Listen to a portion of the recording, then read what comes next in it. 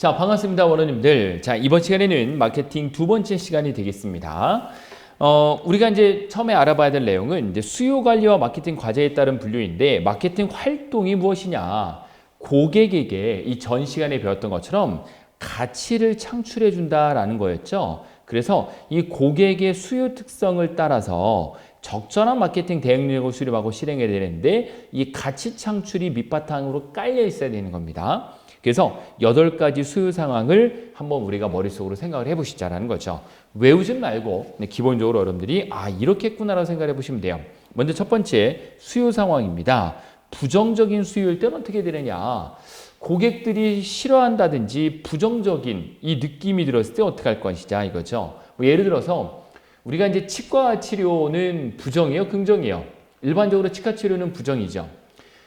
돼지 콜레라가 걸렸어요. 그럼 삼겹살을 먹는 거에 대해서 어떻게 생각할까요? 조류독감이 걸렸어요. 우리가 닭고기를 먹는 거에 대해서 어떻게 생각할까요? 이런 부정적인 수요일 때는 소비자가 구매를 꺼려하는 경우인데, 이때 마케팅이 바로 뭐냐면 전환적 마케팅입니다. 기존의 틀을 깨는 거예요. 전혀 아프지 않는 임플란트, 충치 치료는 당일 치료, 이런 식으로 해서 뭔가 변화 시점을 들어가는 거죠. 무수유일 때, 말 그대로 아무 반응이 없을 때, 그때는 자극적인 마케팅을 하는 거죠. 자극적인 마케팅. 잠재 수요가 있을 때 마케팅 해야 되는 거죠. 그래서 개발적 마케팅. 감퇴적 수요일 때 점점점 감퇴되고 있어요. 예를 들어서 요원 사례의 적절한 예일진 모르겠는데, 저 어렸을 때는 이제 노래방이 그래도 굉장히 활성화됐습니다. 그때 이제 500원짜리 코인을 넣어서 500원에 한 곡. 그래서 절대 2절을 끊으면 안 됐어요. 무조건 2절까지 다 불러댔죠. 왜? 무조건 500원을 끝까지 다 들어야 돼요. 본전을 뽑아야 된다는 생각 때문에. 그때 500원이면 컸거든요, 돈이.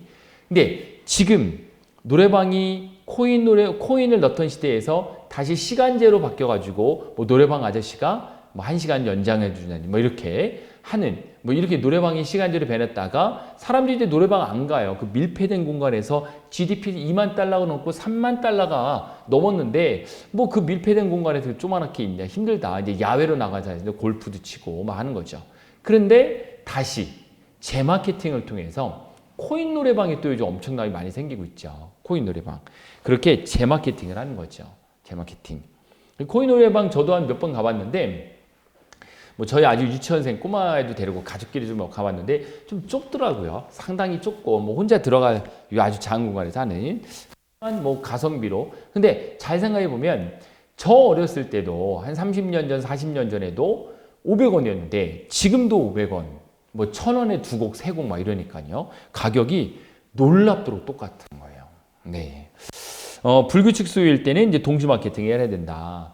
여름에 스키 장비 안 팔리죠. 그래서 여름에 스키 장비, 겨울에 스키 장비가 잘 팔리는 것처럼 뭔가 동시 마케팅 하는 거죠. 완전한 수요일 때는 마케팅을 유지하는 게 좋아요. 이거는 공급과 수요가 딱 맞아 떨어진다는 거죠. 이제 공급을 더 많이 할 수 있는 능력은 없기 때문에 수요가 많아지면 오히려 더 있어요. 초과 수요일 때는 마케팅을 빼는 거예요. 네, 디마케팅, 억지 마케팅 하는 거죠. 불건전 수요일 때는 대항적 마케팅을 하는 거죠. 요즘 미국 사회가 마약으로 상당히 시끄럽죠. 우리나라도 마약 절대 하시면 안 되죠. 그만큼 이렇게 뭔가 담배, 마약 등에 대한 불건전할 때 대항적 마케팅을 하는 거죠. 우리가 보통 담배에 보면은 폐암 사진 있고 이런 거죠. 그래서 한때 그 소주 그 술 광고 모델이 되고자 하는 게 굉장히 컸어요, 한때. 연예인들이. 왜? 어마어마한 쟁쟁한 연예인들만, 아주 이쁘고 아주 잘생긴 이런 연예인들만 소주 광고를 찍었던 시절이 있거든요. 그러니까 술을 더 부추긴다 그래서 아예 정책적으로 이제는 술병에는 광고할 때 연예인 사진을 넣을 수 없다. 이렇게 이제 대항적 마케팅을 하는 거죠. 그렇게 이해하시면 되겠습니다. PCG 매트릭스는 학문적인 내용인데, 현금을 공급할 능력을 보유하고 있는지, 기업이 현금을 지원받아야 되는지 지원받지 않아도 되는지를 가지고 BCG 매트릭스라는 걸 만들었습니다. 상대적 시장 점유율이 높고 낮고, Y축은 시장의 성장률이 높고 낮고예요. 자, 예를 한번 들어볼게요. 여러분, 노래방 아까 얘기 나왔으니까 노래방은 여기 위치 어디일까요? 여러분들이 만약에 이제 은퇴하고 노래방을 하신다. 코인 노래방을 하신다라고 할 때, 코인 노래방은 내가 상대적 시장 점유율이 아직까지 우리 동네에 여러 군데가 있기 때문에 내가 지금 들어가는 것은 우선 저예요, 저. 이쪽에 해당하겠죠, 이쪽에. 근데 시장의 성장률은요? 시장의 성장률, 코인 노래방이 앞으로도 커야 얼마나 크겠어요. 저는 저로 봅니다. 그래서 도구구나, 도구. 그럼 무슨 얘기겠습니까? 더 이상 그런 사업은 해도 안 되고 자본금을 어디서 끌어올려야 되는 사업이에요. 사양 사업이라는 거죠. 하면 안 되겠죠. 이런 것들이. 그런 내용으로 보시면 돼요. 근데 뭐 온라인에 어떤 남들이 하지 않는 플랫폼을 만들어서 한다. 그러면 시장의 점유율은 높죠. 왜? 남들이 하지 않는 온라인 플랫폼 사업이니까. 시장의 성장률은 상당히 높을 수 있다 그러면 여기 별로 가면 상당히 좋은 거죠. 그렇게 이해하시면 되겠습니다. 뭐 BCG 매트릭스는 바로 그래서 이제 성장 사업이라고 해서 스타형, 캐시카우, 수익 주종 뭐 많이 들어보셨죠. 너가 그 사업을 하는 데 대해서 캐시카우냐, 캐시카우 단계이냐. 캐시카우 단계에는 워낙 이제 뭐 그 사업을 오래 했기 때문에 이제 이런 거죠. 이렇게 보시면 이 캐시카우 요기인데 마케팅 비용도 안 들어가고 시장 점유율도 높고 그런데 시장의 성장률은 낮아요. 그러니까 후발주자들이 쉽게 치고 오지 않는다라는 거죠. 그래서 캐시카우가 수익 주종 사업이다라고 보시면 되겠습니다. 퀘스천 마크는 여기에 걸려 있는 거죠. 그 다음에 도그 저성장으로 이때는 손실을 유발할 수 있기 때문에 바로 폐업을 하거나 아니면 많은 것들을 구조조정해서 아주 낮게 유지만 해야 된다. 뭐 이런 내용으로 보시면 되겠습니다. 자, 그 다음에 기업의 성장 전략을 보면 기존 시장에 기존 제품을 갖고 갈 때는 시장 침투 전략을 써야 되는데 이때는 기존의 사람들이 많이 썼던 거기 때문에 안정적으로 팔리긴 할 거예요. 하지만 가격을 낮춰야 돼요. 가격을 낮춰서 계속 팔 수 없죠. 단기적으로 가야 됩니다. 기존 시장에 새로운 제품을 갖고 갈 때는 제품의 기능이 개선이 된 거예요. 그래서 제품을 기존에 쓰던 것보다 더 업그레이드 돼서 내놔야 된다는 거고 새로운 시장에 기존 제품을 갖고 간다. 그러면 잠재 고객을 발견하는 거죠. 저도 여행 갈 때 존슨즈 베이비 로션을 편의점에서 사서 가끔 쓰거든요. 모르고 화장품 뭐 잘 못 갖고 간 경우에는 또 아기가 있기 때문에 아기도 발라야 되기 때문에 발라보니까 좋더라고요. 순하기도 하고. 그래서 존슨즈 베이비 로션을 쓰는 거. 이런 것들이 바로 시장 개발, 잠재 고객을 발견하는 거죠. 그 다음에 새로운 시장에 새로운 제품을 갖고 간다? 어떻게 될지 몰라요. 그래서 다각화 전략을 써야 됩니다. 한쪽을 전략을 쓰는 게 아니라 여러 측면의 다각화 전략을 써야 되는 거다. 이렇게 이해를 하시면 되겠습니다. 그 다음에 통합적 성장 전략이라고 해서 전방 후방 전략이 있는데 자 우리가 보통 생산의 기본이 되는 것은 제조였죠. 여러분들 제조예요. 그러면 뭐 현대자동차라든지 이런 자동차 회사도 제조하는 회사잖아요. 어떤 물건을 만들 때도 제조하는 회사예요. 만약에 뭐 이런 전자칠판 같은 경우에 전자칠판을 만드는 회사가 이러한 원료들 이런 것들을 전부 다 만들고 생산하고 가공하나요? 아닙니다. 미리 짜여져 있던 걸 갖고 와서 조립만 하는 이 제조가 기본인데 그럼 이 제조를 하기 위해서 원재료를 공급을 하는 업체가 있어야 돼요. 그럼 제조가 된 다음에 이거를 판매할 수 있는 곳이 있어야 돼요. 이렇게 흘러가겠죠. 원재료, 제조, 판매로 흘러갈 거 아니에요. 그때 제조가 기본이니까 제조업체가 원료 공급이 잘 안 돼요. 그래서 이 원료 공급 업체를 합쳐버리는 거예요. 이게 후방통합입니다. 제조업체가 아니 우리는 이렇게 좋은 제품을 만드는데 왜 이렇게 못 팔아? 판매하는 회사를 합쳐버리는 거예요. 하이마트를 인수해버리는 거죠. 그게 바로 전방통합이 되겠습니다. 수요의측만큼 마케팅에서 중요한 게 없습니다. 왜냐하면 많이 만들어도 안 되고 적게 만들어도 안 되죠. 수요측이 실패하면 사업에 실패할 수도 있어요. 중요한 거죠. 장래의 수요를 예측하는 그 일만큼 중요한 건 없다. 수요 예측의 절차는 예측의 목적을 확정해야 되고 여러 자료, 과거 데이터 등의 자료를 수집해야 되고 수요를 분석을 해야 된다. 분석하는 방법은 두 가지가 있죠. 정양적 방법, 정성적 방법. 그래서 예측 방법을 결정을 하는 거예요. 정양인지 정성인지. 그리고 예측을 하는 겁니다. 여기서 중요한 것은 수요 예측은 한 가지 방법을 가지고 예측하지 않습니다. 그러면 오류가 범할 수 있으니까 여러 가지를 동시에 예측을 해서 차고 오차 범위를 줄여야 된다는 게 핵심이 되겠죠. 그래서 정성적 예측 방법이라는 것은 예측자가 성이니까 주관적인 판단에 의해서 하는 거예요. 정양은 객관적인 판단에서 하는 거죠. 전문가 의견법, 전문가 의견을 들어보는 거, 시장조사법, 앙케이트법이라고 해서 정양적 기법 중에 그나마 수치화된 거예요. 시장에 나가요. 시장에 나가서 스티커를 붙여달라고 하는 거죠. 수명주기 유추법, 뭐 델파이 기법 등이 있는데 수명주기 유추법이라는 것은 이 제품이 판매되고 종료될 때까지 그 수명을 유추해 보는 거죠. 유사한 제품을 비교해서. 델파이 기법이라고 하는 것은 어떤 일치된 의견으로 얻어지는 정보에 의견이 피드백을 중간중간에 삽입을 해서 연속적으로 질문한다. 말이 어려우면 쉽게 얘기해서 이겁니다. 전문가들에게 의견을 듣는 거예요. 물어봐요. 물어봐서 A, B, C, D, E 전문가들의 의견을 듣고 전문가들의 의견을 누가 중재자가 취합을 해보니까 어느 의견이 공통적으로 나오더라는 거죠. 그걸 선택하는 게 델파이 기법이다라는 거죠. 정양적은 시계열 분석과 인과임 예측, 기타 뭐 회귀 분석, 이동평균 방법 등이 있다라는 거죠. 자, 그다음에 SP 전략이 그 무엇보다 중요합니다. 시장을 세분화하는 S, 세그멘테이션. 시장을 쪼개요. 남성, 여성, 나이대, 뭐 어떤 소득, 학력 이런 식으로 해서 시장을 세그멘테이션 나눕니다. 나눈 시장에서 우리 제품을 살 만한 시장의 타겟층을 정하는 거죠. 그리고 포지셔닝. 만약에 포지셔닝이라는 게 핵심은 뭐냐면 이렇게 생각해 보세요.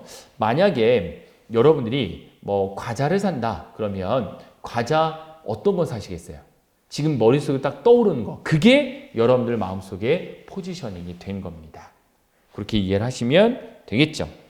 시장을 나누는 세그멘테이션은 여러 층으로 나누는 거예요. 고객이 원하는 대로 고객의 현 상황을 객관적으로 쪼개는 거죠. 시장을 나누는 겁니다. 뭐 그렇게 이해를 하시면 되고 시장 세분화의 장점은 시장을 통해서 독특한 개성에 적합한 마케팅 믹스를 고안하고 고객 만족을 달성할 수 있고 표적 시장을 명확히 할 수 있는 장점이 있고 소비자들의 반응을 쉽게 알 수 있다. 단점도 있겠죠. 잘못 시장을 나누면 안 하니만 못하다. 비용이 증가될 수도 있고 비용과 시간의 낭비를 초래할 수 있어요. 그래서 시장을 세분화를 정말 잘해야 돼요. 예를 들어서 화장품이다. 그럼 화장품에 어떻게 나눌까? 우리 회사에서 만드는 화장품은 아무래도 남자보다 여성이 썼으면 좋겠어 라고 해서 여성 고객과 남성 고객을 나눠서 여성 고객을 타겟을 하고 우리 회사 제품은 가격이 조금 나가는 거니까 10대, 20대들은 사기 어려우니까 3, 4, 50대의 중년의 여성분들의 타겟팅을 하자 뭐 이런 식으로 해서 보다 디테일하게 나누는 거죠. 그렇게 이해를 하시면 됩니다. 마케팅 믹스를 시장이 하는 거. 이건 비차별적 마케팅을 차별하지 않는 거죠. 하나의 믹스를 하나로 갖고 가는 거죠. 차별적 마케팅. 쪼개는 거예요. 뭐 예를 들어서 현대자동차가 제네시스라는 브랜드를 새롭게 만든 이유가 뭐냐? 넥서스라는 브랜드는 도요타에서 만든 거죠. 도요타에서 넥서스라는 브랜드를 왜 만들었을까? 시장을 나누는 거예요. 좀 더 고급 브랜드화되게. 자, 마케팅 믹스, 하나의 믹스를 통해서 여러 시장 세분화를 똑같이 정하는 것은 집중적 마케팅 방식이다. 그렇게 이해를 하시면 되겠습니다. 그 다음에 이제 타겟 시장을 정하는 건데, 전략 목표를 설정하는 겁니다. 기존 시장에 기존 제품을 가져간다. 시장 침투. 그 다음에 기존 시장에 새로운 제품 갖다 제품 개발. 새로운 시장에 기존 제품을 갖고 간다. 시장 개척. 다각화. 뭐 이렇게 우리가 한번 전에 봤었죠. 이렇게 보시면 되겠습니다. 그래서 여러 가지 타겟 시장을 잘 정해야 돼요. 이런 걸 가지고. 자, 표적 시장의 요건은 먼저 첫 번째 중요한 부분인데 여러분들이 이제 마케팅 믹스를 공부할 때 시장 규모가 커야 된다는 걸 꼭 좀 기억을 하세요. 시장 규모가 너무 작은 거를 억지로 쪼개가지고 타겟을 설정하려고 보면 비용이 더 듭니다. 그래서 어느 정도 규모가 있어야 쪼갤 수도 있고요. 타겟 시장을 선정할 수 있어요. 그 다음에 표적 시장 내에요. 동일한 수요를 보여야 된다. 표적 시장을 쪼갰는데 40대 여성을 상대로 해서 이 화장품을 팔겠다라고 했는데 40대 여성 내에서 수요가 또 여러 층으로 나눠지면 안 됩니다. 그래서 동일하게 나눠야 된다. 어느 정도 학력으로 또 나누고 타겟층을 했어야 돼요. 소득으로 나누고 또 타겟층을 했어야 되는지 그런 방법이죠. 측정과 접근이 가능해야 되고 시장 세분화 비용이 낮아야 된다. 시장을 세분화하는 비용이 많이 들면 안 되겠죠. 그래서 기본적으로 매트리스법이라는 것은 자 먼저 매력도가 높은 산업에 핵심 역량을 보유하고 있을 때 선정하면 됩니다. 수업 분석이라고 많이 들어보셨죠? SWOT 방법. 기업의 내부와 기업의 외부를 가지고 나누는 건데 기업의 내부 SW, 기업의 내부가 강점이에요. 근데 외부의 기회예요. 선발 추구형. 그래서 SO 전략에서는 선발 추구형 시작이어서 치고 나가야 돼요. 계속. 기업이 윙리스, 약점이에요. 하지만 외부는 기회예요. 후발 추구형. 내가 우리 회사의 약점을 보완을 해서 외부의 기회니까 치고 나가는 이러한 전략이 있죠. 그 다음에 우리 내부가 강점인데 외부는 위협으로 다가옵니다. 차별화시켜야 됩니다. 차별 강구형. 그 다음에 둘 다 약하고 위협이에요. 그러면 저원가 방향에서 가격을 계속 떨어뜨려서 유지할 수 있는 방법을 써야 한다는 거죠.